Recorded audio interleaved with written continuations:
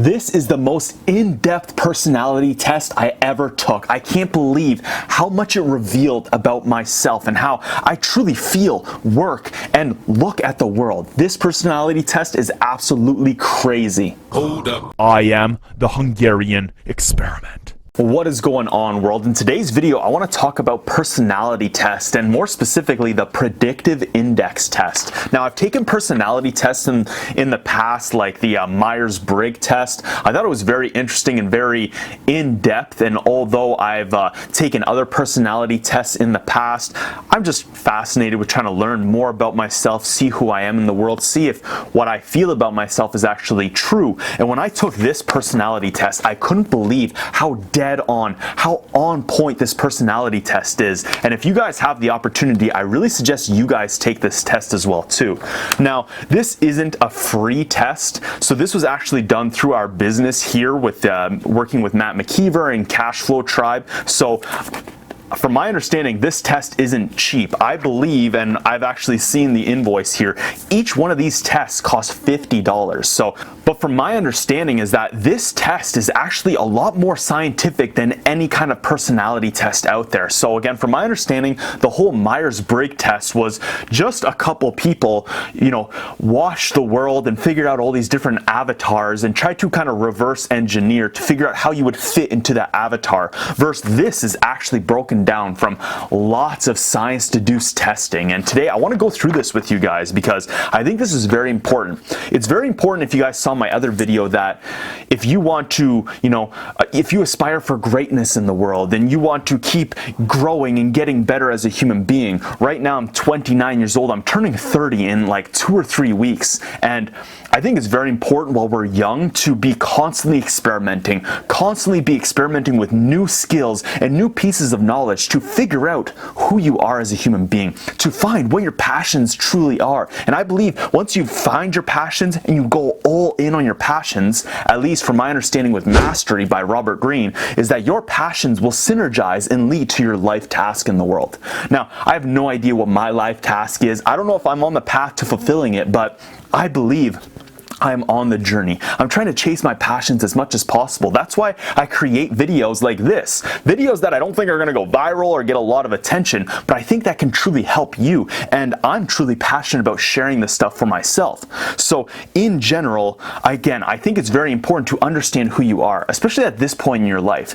I now know who I am. I know what I'm passionate about. I know what my strengths are and what my weaknesses are, or at least I thought I really did until I took this test. But now that I completely understand what my strengths are and what my weaknesses are, I know that I need to double down on my strengths and hire out my weaknesses. If I want to keep going, if I want to keep getting better, if I want to keep developing new skills and new knowledge and hopefully unlocking more passions and again, get upon my life task, I think it's very important to understand where my weaknesses are. And instead of trying to fix those weaknesses, instead of trying to fix these little things, I should be doubling down on my strengths. So I need to hire people. I need to build a team of people that are going to take care of my weaknesses, that can fill those spots where my weaknesses are leaking out into the world. So today I'm actually going to share not just my personality test, but I'm going to share the personality test from the other guys who are living in this house. So if you guys have been following along my vlogs, you guys know that I live with a bunch of wholesalers. They're basically salesmen for real estate, and their predictive index tests were very different. And I'm also going to show you Spencer. If you guys are following along my vlogs, again, I've been showing you guys Spencer, who's one of the editors that work here with us. And just recently, we actually brought on Janelle, and she's helping manage all this media content because I realized for myself, although I'm passionate about this stuff, this is my weak point, is managing this and managing the people. I need to keep doubling down on my creative side. And as we're going to get to here in this, in how in-depth this personality test is, it makes me realize that I can't be doing these routine tasks. Once I build something, I need to move on to the next thing and get people to, keep making that thing better. So I'm actually going to show you Janelle's personality test, her predictive index test as well, and show how she's kind of balancing me out to help build this media team and everything. So before we dive into this test, I want to explain, how the test kind of happens. So again, this is all done through our business here, and again, these tests are $50 each, but these reveal a lot about your coworkers and how, again, to work around with their weaknesses. So again, we sent this to everyone on our team, and when I got this, it was basically, it just had a whole bunch of words and check boxes beside the words, and it basically said, you know, this is you. Pick all the words that you feel best describe yourself and who you think you are in this world. So I went ding, ding, ding, ding, ding, ding, ding, ding. I selected all these things. I believe it took about 5 to 10 minutes. It was a long list of words. I believe, again, I could be wrong here, but there might have been anywhere from 50 to 100 different words that are just adjectives describing people in the world, and you just select all the things that you feel represent you and yourself. And then once you finish that page, you moved on to the next one, and again, it was all the exact same words, but instead of you selecting how you feel about yourself, it said select the words that you feel people see you as, or something like that. It was like how others see you in the world. And for myself, I was like, well, I see myself the way I feel other people see me. So I basically selected almost the same wording because I was like, I feel I resonate with both of these sides. Now, as we're going to see with some of the other guys, that was different for them. How other people see, how they feel other people see them versus how they see their self is very different. And that actually affects who you are as a human being. So in general, as I mentioned, this is a very scientific test. They've done a lot of studies to deduce these, to figure out how to get these kind of results. But in general, it was actually a very simple test compared to like the Myers-Briggs test, where I believe I did it not 5 years ago, because I've only been on my YouTube journey for about 5 years, but it must have been 3.5 to 4 years ago now. I was the architect, but that test actually took like 25 to 30 minutes, and there was a lot of different questions. And when I finished this test, I was like, oh, that was actually pretty simple. Like, how can this deduce really anything? But as I mentioned again, and we're about to dive into this here, this revealed a lot. So as we can see there, I'll make something pop up on the screen here, but as you can see, you have 3 different kind of like graphs. The top one is the self, so how you see yourself. The middle one is the self-concept, so how other people, or how you feel other people see you. And then the bottom one is synthesis, so it's kind of a combination of the two, and this reveals most about who you are, because it's a combination of how you see yourself and how you see other people see you. So we're going to start with A there. Now, as you can see, the whole thing's kind of like on a graph. So if you're where that triangle, black triangle is in the middle, you're very in between the two. And as you go polarizing to each side, it reveals how close you are there. So if you guys don't know me, you guys probably think from watching me here on YouTube is that I'm an extrovert, but I know for myself, I'm a very introverted person. For me, being around other people is draining. It's physically and mentally draining, because I find for myself that when I am engaging with someone else, I try to give my all in everything. I'm trying to learn, I'm trying to provide value, I'm putting a lot of energy into other people, and it really, really, truly drains me. So I believe this is actually a very good show of what an introvert looks like, because I find a lot of people go, oh, I'm introverted because they like to be at home sometimes. But in general, they're the type of people who also like to go to the bars or like to go to social events,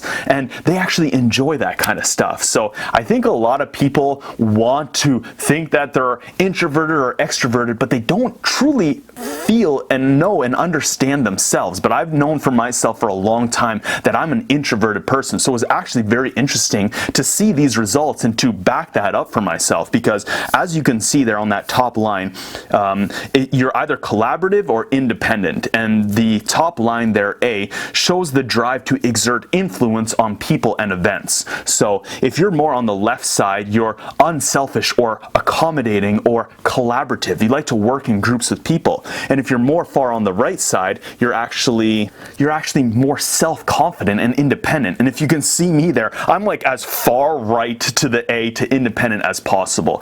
I am very confident on my own. I like to be on my own. I like to work on my own. I can work in groups, but I personally don't enjoy it. I like to give my all in everything. I can work well on my own time. I can get things done, and I'm a very independent person. And as we're going to see as we dive into, for instance, Janelle, our new media manager, and even Spencer, they're all far on the left side. They're more collaborative. And that's great, because me being a very independent person, I need that on my team. Now, we're not going to dive into their results yet. We will compare them with my results after we get through this. I feel like this is going to be a long video, so if you guys are enjoying this so far, make sure you go smash that like button. If you guys aren't subscribed yet, make sure you go subscribe. But actually, before we get into that, let's look at the little top there, because they do give you a little avatar. So I'm the venturer. A venturer is a self-starting, self-motivating, and goal-orientated risk taker. And as we're going to dive into later, you will see a lot of these. Like, it's actually fascinating. So if you guys do have the opportunity, if you can sign up to this website, again, I know it's $50, but this personality test reveals everything about yourself. So let's move down to B. So B shows your extroversion. It shows how if you're more of a reserved person or a social person. Now, I see myself as, I can be social, like I'm close to that middle line, so I can be if I want to be, and I can make that happen, but for the most part, I am on the left side there, so I am a lot more reserved. And this factor B, measures the drive for social interaction. So if you're on the left there, you're more reserved or thoughtful. And if you're more on the right, you're more empathetic and understanding and more sociable. So one thing that I think is very important to bring out here as well too, and I love that Matt brought this up in one of our team meetings when we broke out every person on our team, we showed everyone's results, is that there's no right or wrong here. There's no bad or good. There's just, it's a spectrum and you're on different levels. So, if you are more reserved or you're more independent, it doesn't mean really anything's good or bad. It just reveals who you are. So as we see there, I'm a very independent, non-social, reserved person. That's very introverted if you ask me.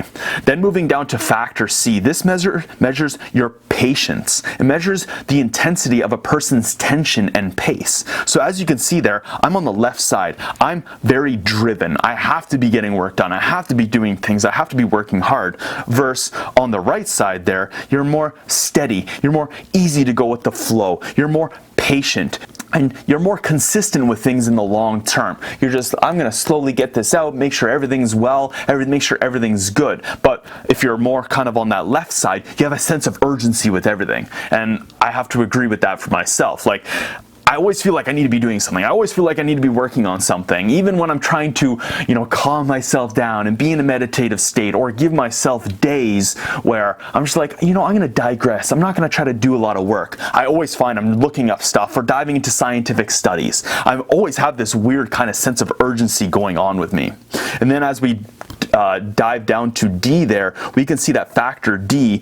If we look on the right, on the left, you're more flexible. If you look on the right, you're more precise. So this is actually your how paying attention to detail you are. So we actually heavily focus on D, and we make sure it's very important. We need to know and understand who is a high D or a low D, because those people pay attention to details a lot. So factor D measures the drive to conform to formal rules and structures. So if you're on the right side, you're very conscientious. You're by the book. You have to follow your rules in and out. It has to be done a certain way. Versus if you're more on the left side, you're more uninhibited and informal. So as you can see there, again, I'm close. This is the thing that's closest to the middle for me. So I'm kind of on both sides, but again, I'm still more on the informal side. If I don't get a video out on my YouTube channel, it's not the end of the world for me.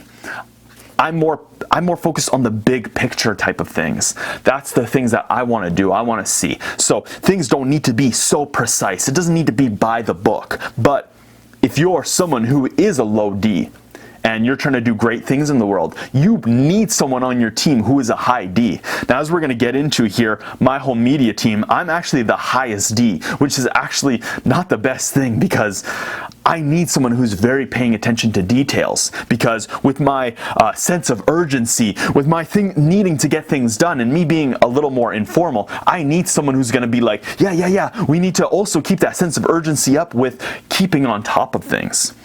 Now, as we dive down here to the self-concept, and again, everything's the same here, but you see the difference between how you see yourself versus how you feel others see you. Now, if we look, everything's very consistent there. The A is slightly more on the left side, but still heavily independent. The B is almost exactly the same, and the C is a little more on the right side. So I feel for myself that I need to be more consistent and have less of a self-urgency, or that's how I feel other people need to see me. But for myself, I feel that I need to have this crazy sense of urgency. And then again with the D, it's almost exactly the same. So as we move to the synthesis, for me, everything is very consistent. Everything is very the same. I'm a person who heavily knows myself as well as how I feel others see me. Now, as we're going to dive into some other people's, these are very different. Their self versus their self-concept is actually different from each other, which is fascinating to me. Now, the only thing that's different with the synthesis, if you look there's an E, and the E is your emotional connection to something. So basically the way I got described to it by Ben and Matt here is that if you're far on the right side of E, that means you're like Mother Teresa. Like, you don't need the money, you just need to know that you're doing something bigger and better for the world, or for whatever it has to be. You have to have a deep emotional connection to it. Now, again, if you're far on the left side, like way off the scales, you're like Wolf of Wall Street kind of guy. Like, it doesn't matter what you're selling or what you're doing. You're all about the results. I need results. I need to see results. I need, to track things and see it on the walls. So you need to constantly be seeing yourself moving forward. You need to constantly be having those results. Versus for myself, again, I'm more big picture. Same with Matt. He was actually very far on the E side. So for us, we need to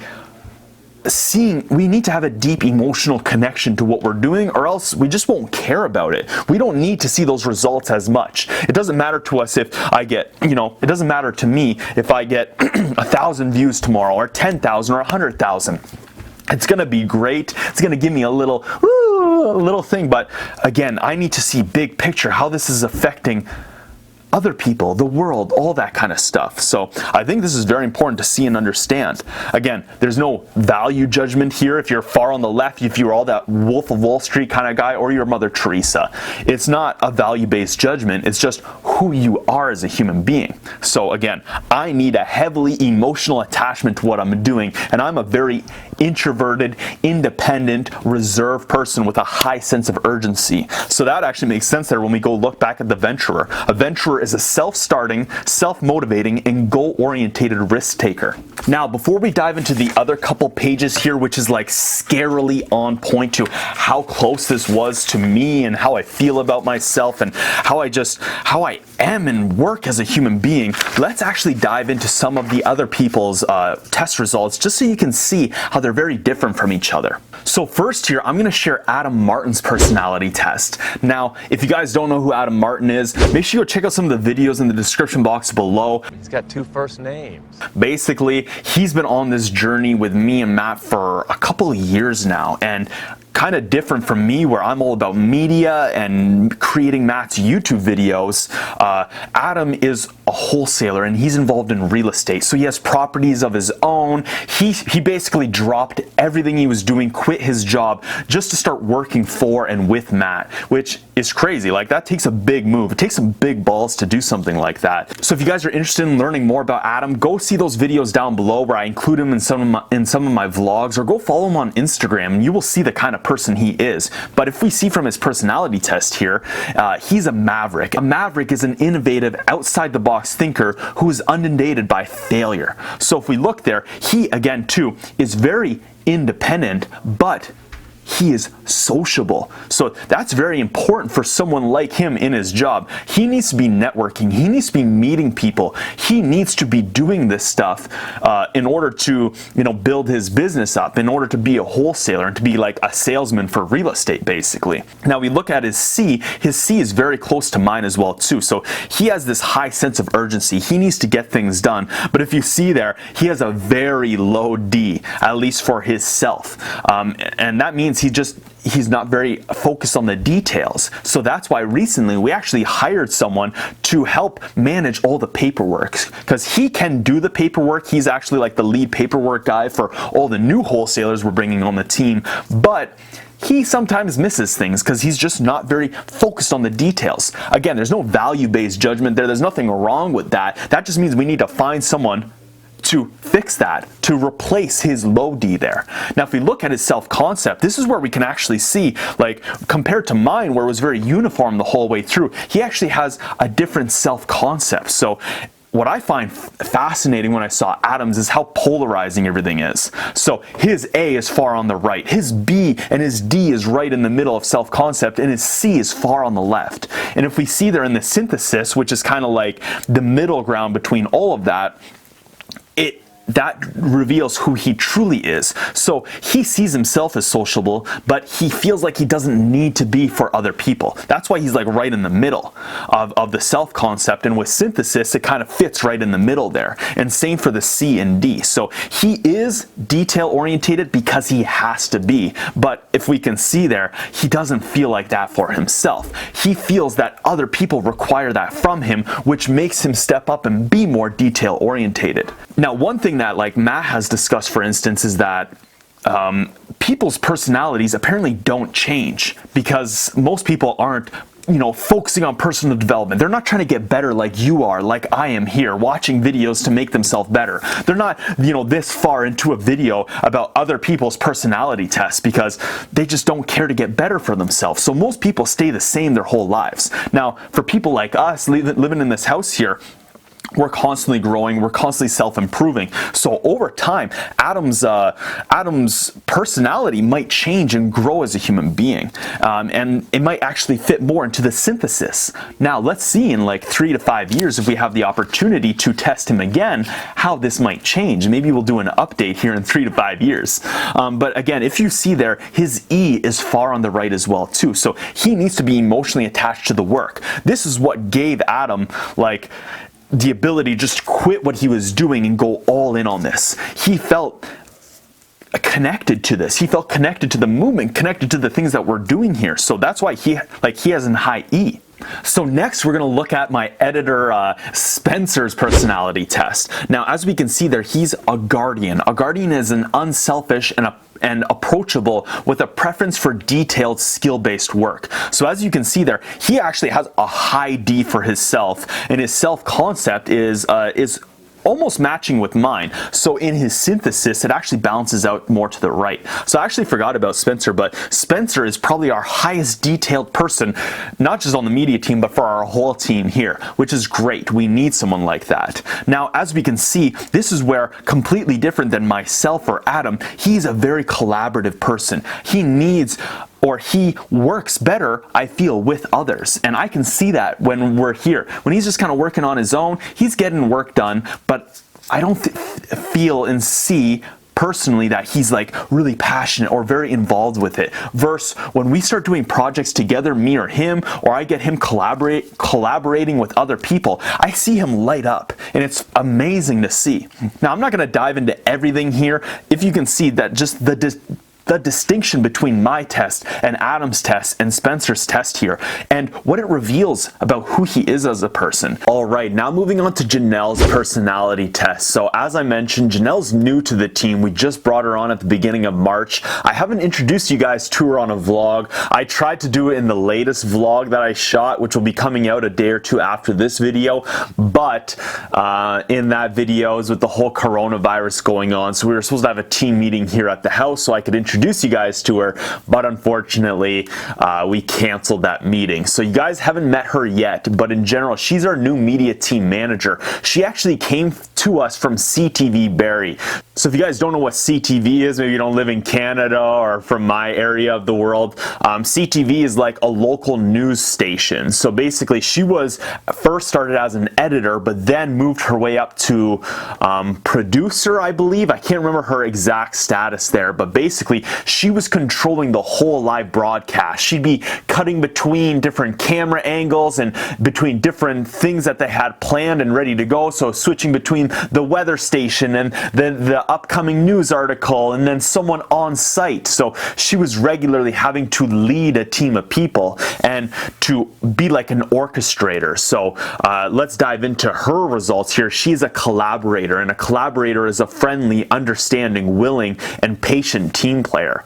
Now, as you see for her, a lot of her stuff is very balanced. It's very close to the middle. She's not very polarizing to one side or the other. Now, as I mentioned, there's no value-based judgment here. But as we can see, she is more on the collaborative side versus the independent side. She is more on the reserved versus sociable side. And she's more on the steady versus driving side. And then her D as well is very similar to mine. But basically everything else, she's almost opposite of me. And as we can see there through all three of the self concept, and the synthesis, she's actually very uniform throughout all of it. So it's very similar to mine. I feel like she knows and understands herself, and she understands how other people see her. So there's not all these kind of, am I doing what this person wants me to do? Like they're thinking other things that are going on in the background instead of just taking it at face value for what it is. And as we're about to get into my results here on the summary and my influencing style, my management style, I'm a very to the point person. I don't add words to try to make you think deeper about something. Like, I'm very tell you as it is. So having someone in the ranks right below me, someone that is going to help me build and manage this team, I can understand that when I relay something, she's not going to take it like out of context, for instance. She understands herself. She knows how other people see her. So there's not those other kind of things going on in her head. And again, I know for her, she's more collaborative versus me being independent. She's more reserved and more sociable than me. Again, she's more in the middle there, but still to the left. But then as well too, like her E is right in the middle. So this is very important for this team that we have. If you guys, what I'm about to get here with my results, I'm a very polarizing person. I'm very like go in some areas, and we need someone who's opposite of that, who can handle my weaknesses. And not just handle my weaknesses, but someone whose strengths are my weaknesses. And I believe for the opposite of that as well too, where she may have some weaknesses, I have some strengths. So we can play well together and help to build this media team into something special. Versus if I had someone who's very independent and very not sociable like me, I don't know how we would work well together, because we're very much the same type of person. We both have the same weaknesses and the same strengths, versus having a nice balance there. All right, guys, so diving into the scarily on point stuff here. Now we're going to try to zip through this quick because it is a couple pages and I feel this video is getting long here. Again, if you guys are enjoying this video, you've made it this far, go smash that like button. But let's dive into my strongest behaviors. Again, I really think if you guys have the opportunity, you need to do this test for yourself, because it's going to show you a lot about yourself. So let's just dive into this. We're going to go a little fast here. So this behavioral pattern is extremely wide, which means that observed behaviors are very strongly expressed and needs are very strongly felt. Peter will most strongly express the following behaviors: intense proactivity and aggressiveness in driving to reach goals. Actively and boldly challenges the world, business, and even the areas of others within the business. Now, if you guys know me from my YouTube channel, you guys are OG subscribers, you've been following for more than just a couple videos here, or since the mushroom videos. That's what I do, is I actively and boldly challenge the world with my experiments. And then here within the business, I'm regularly challenging things that I don't believe in 100%, or I don't resonate with, or I challenge it to maybe get people to think differently about it. And as well too, I regularly am naturally just challenging others within the business. One thing that I really try to get a lot of these guys and the women who are joining our team as well, just the human beings in general, is that I try to challenge them to understand that, look, this is just a period of your life. I've been doing this for 5 years, but every year, every month, every day, and every week is different. Now, I'm not going to enjoy everything that I'm doing in those instances, but I'm challenging them, and I always challenge myself to find what is something in this that I'm passionate about. Can I take something away from this? Now, I really don't enjoy building a business. I don't enjoy building a team, but I feel it's necessary right now. This is something we have to do in order to grow. And this is something that I need to do along my journey to grow as a person and as a human being. I have to push myself out of my comfort zone. And again, I don't like this, but in general, I'm finding aspects within this, aspects behind managing people, aspects behind building these structures and systems to run this YouTube channel for Matt, producing a video every day, that I'm finding little aspects in it that I'm passionate about. And now I'm going to take those with me when I move past these tasks that I have to do with this and implement it into something that I want to do for the rest of my life. Then that's where I started right from the beginning, when I was serving or a cook at Pizza Hut way back in the past. Of course, I didn't enjoy every moment of saucing and making pizza, but there were aspects in that I found passion in, and I tried to take that somewhere else. So one thing that I boldly tried to challenge others here on our team, and even you guys, is in the tediousness, in the laboriousness, the boring shit tasks that you have to do every day, try to find the little aspects in it that you're passionate about, and then transition that into the things you truly care about. And you will find for yourself what you're passionate about. And as I discussed in the beginning of this video, with Mastery by Robert Greene, your passions will lead you to your life task. It will lead you to do something so fulfilling in your life that the money isn't that much big of a deal. Like, you're excited and passionate about it, especially if you're someone like me who's high on that E side. Now, if you're lower on that E side, maybe that's not that big of a deal for yourself. Maybe your passions don't matter as much, but if you take this test, at least you'll know and understand that. But that's something for me. I try to boldly challenge everyone to find the aspects that you're truly passionate about in the tediousness and laboriousness of life. But let's keep going here. So, Peter will strongly express the following behavior of being strongly independent in putting forth their own ideas, which are innovative and original, and if implemented, will change the organization. Resourceful and forceful in overcoming obstacles, vigorously and directly attacks problems, fights back hard when challenged. And yes, I can definitely agree with that. Incredibly strong sense of urgency. This individual is in nearly constant motion, putting pressure on themselves and others for immediate results. Unable to do routine work. That is me to a T. I start to get so bored and feel like I'm losing passion in the journey and in life if my business and my work is very routine. It's very structured. I always need to be finding the new thing, and I always need to start something and then have others try to, take it over from me and try to improve upon it. And I want to see it keep living and keep gaining life and growing on its own, but with other people inputting their ideas into it. So, and this is where I feel I definitely need someone on my team like our media manager, Janelle, because I regularly am putting pressure on myself and others for immediate results. And as we're going to get to something else here in a bit, I don't care so much about the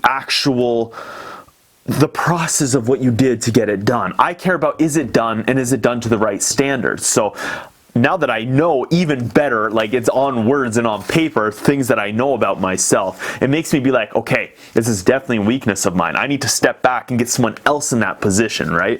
So, task focused, often notices and is driven to fix technical problems, cutting through any personal and emotional issues.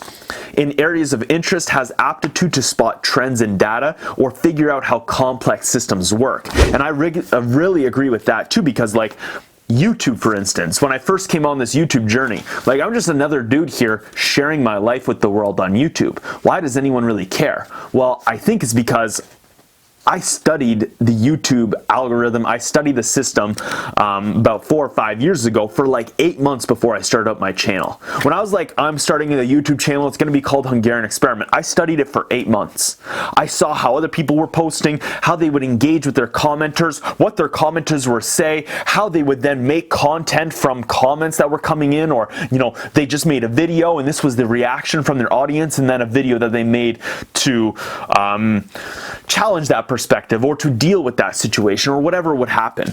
And I believe I kind of hacked the system in a way. I doubled down on niches. If you guys go check out any of my experiments, like, yes, I was experimenting because I was passionate about those things, but I also saw, if I structure and title the videos, the titles and the thumbnails, and I create it in a series like this, that I can hack this system out there in the world and use it to leverage myself and get attention, for instance. So the intermittent fasting videos on my first year, the stomach vacuum videos, the oil pulling, neurohacking, all these videos, I'm not sure if I'm still doing it, but in the beginning, and even for a good year or two after I made those playlists and those experiments, I was dominating the search results. So if you search stomach vacuum, 3 to 5 of my videos were in the top 10 videos. If you search intermittent fasting back in the day, if you go right now and I believe you search neurohacking or microdosing mushrooms or magic mushrooms or psychedelics, I'm trying to dominate these search results. So although I am posting and experimenting with things that I'm passionate about, I'm trying to spot the trends in the data and figure out this complex system of YouTube. And it's not just YouTube, it's human attention. This is what you guys are watching. This is how humans think, what they're paying attention to in the world, and that's fascinating to me. I don't think enough people are treating it as a serious thing, like, oh, I got some views, oh, I got some attention. It's like you kind of have people in the palm of your hand. If you can manage to direct them to your content, you can then tell your story, you can resonate with people, you can have people bought into you and your journey in the world, which can have amazing power if that's what you want with it. And I'm fascinated with that. And I think that's why, too, Matt saw that in me and wanted me to help run his YouTube channel. But moving on here. So relatively independent in thinking and action, often comfortable taking action without input from others, an analytical and private person. Very much.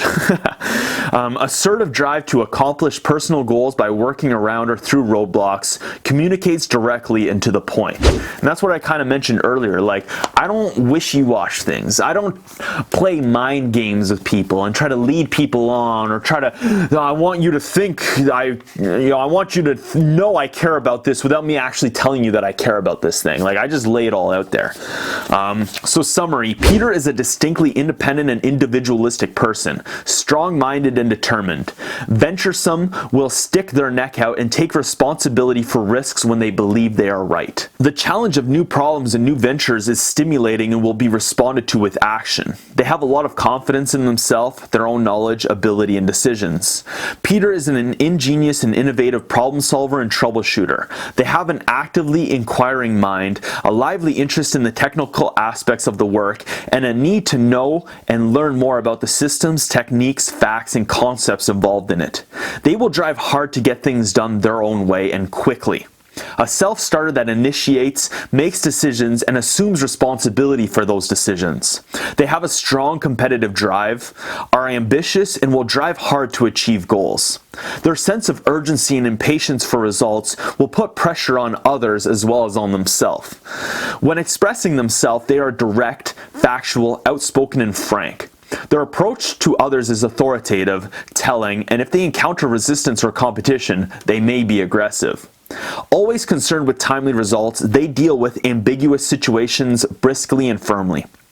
Because Peter has a broad focus on goals and results, they prefer to delegate details to others. Quick and fairly accurate in handling details, they can become very impatient and less accurate in doing work which requires routine and repetitive handling of details at a slow or systematic pace. And this is something that took me a while to learn and understand.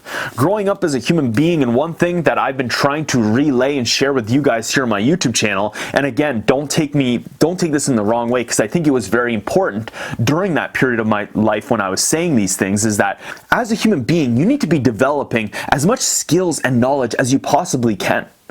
The more knowledge and skills you develop, the more skilled you will be, the more knowledgeable you will be, which sounds silly, but you're going to develop all this armor, you're going to develop all these tools. I like to say, each thing I learn is like a new tool that is now in my arsenal of tools. So instead of walking around in the world with a hammer, I have a tool belt filled with all these tools.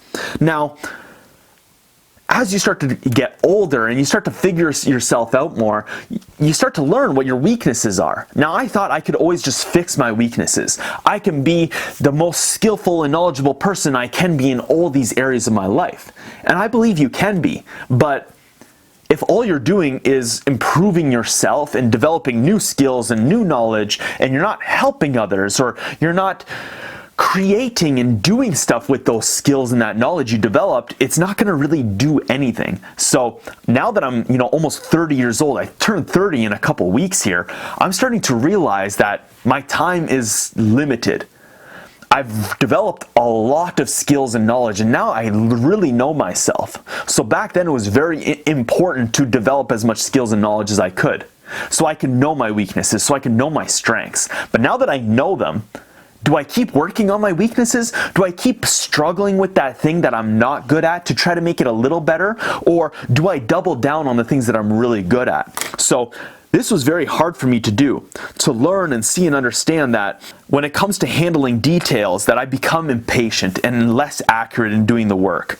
And if it's slow and at a systematic pace, that instead of just trying to work through it and trying to be a better person or trying to be optimistic and positive throughout it, I should just hire someone to take care of that for me, so that way I can go out and make more money for the team or do more creative stuff, and that will bring in more money in general or more business. So that was hard for me.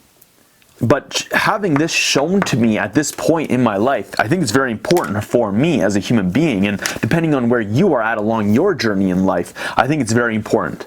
Again, I think it's even more important to develop as much skills and knowledge as you can, because you might think something is your weakness. You might think something is your strength. But because you haven't tried out and experimented with this 100 different things over here, you're like, oh, out of these 10 things, this is what I'm good at and this is what I'm weak at. And it's like, no, you still have all this to experiment with. But when you've experimented with all these things and you know who you are in and out, then yeah, you can double down on your strengths and give your weaknesses over to someone else to manage. So in regards to management style, as a manager of people or projects, Peter will be broadly focused. This individual's attention is on where they're going and what goals they want to achieve, rather than on the specifics of how to get there. Reluctant to delegate true authority, they are distinctly independent and individualistic with great confidence in their own ability, knowledge, and decisions. Comfortable delegating details and implementation plans with emphasis on timely results. And that's what I'm working on with Janelle right now. I'm comfortable giving her and delegating me, like, here, let's do this task, let's do that task, but I want it done like by this time, and I need this done by now. I don't care how it gets done. Don't ask me 100 questions along that journey. Just get it done and give me a product that I can see, and then I can, give some feedback on it. Next thing is, in regards to management style, is quick to follow up on those delegated tasks, and generally asking more whether it's finished than how it was accomplished. And again, this is why I think it's very important that we have someone in between myself and the editors, because as an editor, as a creative, and I know because I went through this, you want feedback on your work. You want to know, did I do this good? How did this turn out? I did this new thing. Do you like it? And for me, I'm kind of like, I just want it done, bro. I don't care. And then I get it, I'm like, oh, I'm not happy with this, send it back. Versus now, if we kind of have someone in between that place that can make sure I'm getting my stuff and I'm getting it on time, and it is it's just finished and at a level that I can critique it on, rather than how they did it and how they got there. I need someone helping me manage how the guys are doing it. The next thing is, as a management style, an innovative problem solver who is interested in the technical aspect of how things work. So that's something I'll also grill and ask Janelle on. It's like, okay, well, how are they doing this then? Are they using this system? Are they using this style? Because when I was doing this, I found I could cut my time in half by using this simple technique that I don't think a lot of people know. Or this is a quick little thing on YouTube that I found that helped me, get 2 times faster at this editing style. And then moving on, last point is outspoken, authoritative, and frank, quick to voice their opinion of how things are going. In regards to influencing style, as an influencer, and you guys let me know if you agree with this, because if you're watching this, I'm influencing you in some kind of a way. If you're following my journey, it's because I'm influencing you in some kind of a way. So let me know. As an influencer, Peter will be authoritative in influencing others toward their goal. We'll get right down to business without as little small talk as necessary. I'm not sure, some people might disagree with that. I tried to really give the context of the story before, but let me know, guys. Is driven to keep the process moving along as quickly as possible. Willing to take risks such as experimenting with a new idea. Will wing it if necessary. Competitive and focused on results. Their influencing style will be aggressive in pursuit of goals. Generally better at influencing others with tangible technical concepts or ideas than intangibles like relationships. Finds a variety of projects and challenges interesting and stimulating. And impatient for results and will drive hard to gain agreement. And moving on to the last thing here, management strategies. So to maximize effectiveness, productivity, and job satisfaction, consider providing Peter with the following. And this is where I think it's very important. If you have a team of people that you work with or work for you, if you're a manager or a business leader, a CEO, it's very important to know how to manage the people in your team. So for all my editors, for my media manager, Janelle, like I read their management strategy. I actually read all their stuff because I really wanted to know how I can manage them better. But in general, I really paid attention to the management strategies. So I need opportunities for learning and exposure to various aspects and responsibilities of the business, moving as fast as circumstances permit. I need encouragement in expression of an action on their ideas and initiatives with as much independence as possible. So I need someone being like, Peter, you're doing great. More of that. Give me more of that. You can go home and do your work on your own. Just give me more. I love it. Give me more. I just need people encouraging me, telling me they're enjoying it. I also need variety and challenge in work and an environment where new ideas are valued. And I need the opportunity for advancements to positions of decision-making responsibility based on recognition of achievement and competence. And I regularly agree. That's why I left the gold mine from the start. They promised me when I came to the gold mine, if you guys don't know my whole story, there should be a video in the description box down there explaining my whole life story.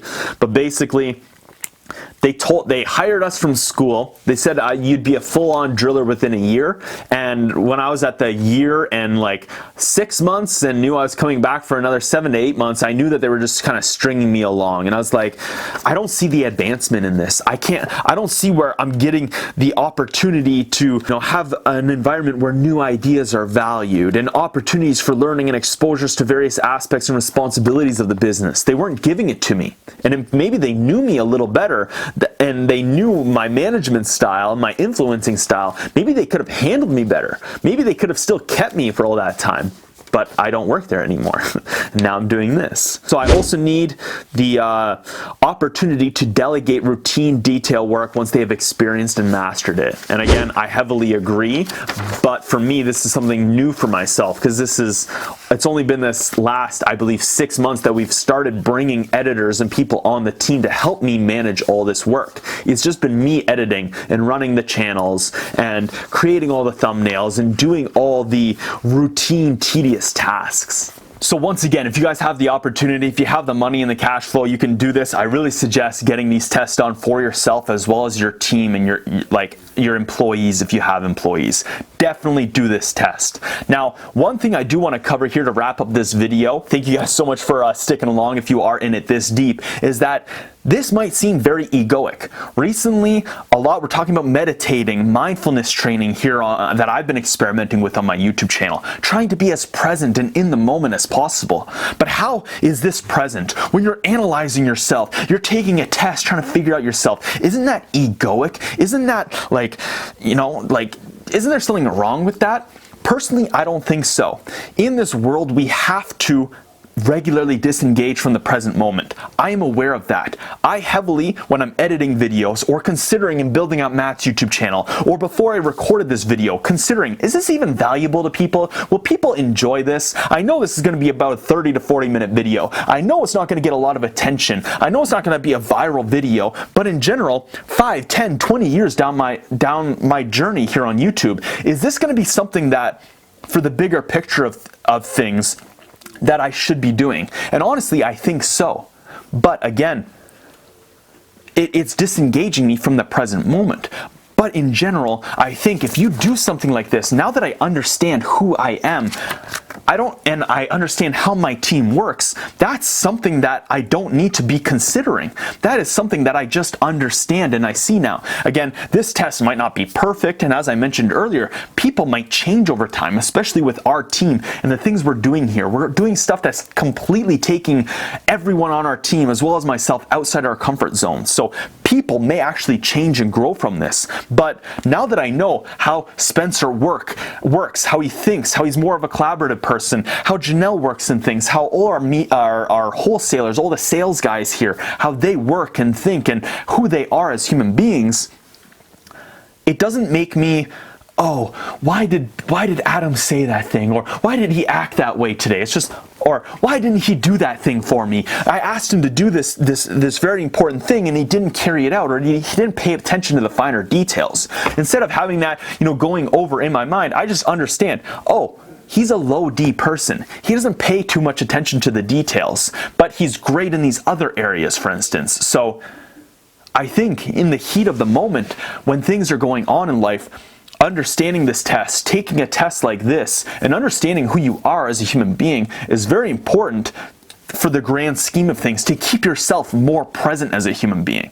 So that's it for this video. Again, I know this video is probably quite long here for you guys. If you're still in it and you haven't smashed that like button, make sure to smash that like button. And if you guys enjoyed this video, I'd really appreciate if you leave a comment in the comment section below. I want to know what you guys think. After following along my journey, I don't know when you've come along my journey. Was it one video ago and you just started watching me a week ago? Or maybe you've been following along my journey since the beginning. Maybe you're an OG, and I know who the OGs are because we regularly engage with each other. I want to know what you think. Do you think this personality test, everything that we broke down here, does it match who I am as a human being? What do you think after watching my life for the last 4 to 5 years? Or again, if you're just new after the last year, or you came upon the magic mushroom experiments a year ago, what do you think? Would you agree with this? I want to know in the comment section below, so let me know. Dive in, break me down as a human being. I want to know more. I want to know if you guys agree with this or you guys disagree with this. But besides that, thank you guys so much for watching this video. I'll see you guys in the next one. I am the Hungarian Experiment.